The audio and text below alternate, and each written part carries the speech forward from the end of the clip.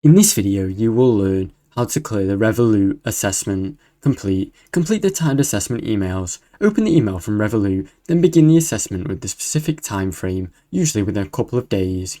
Practice similar aptitude tests beforehand. Prepare using numerical, verbal, logical, and situational reasoning. Practice tests to get familiar with your question type. Pace yourself. Aim for 18 seconds per question. The test is time pressured, so many questions and little time, so train to work quickly and as accurately as possible. Score. Target a score above 70%. A competitive score is around 31 out of 40, so aim to exceed that threshold.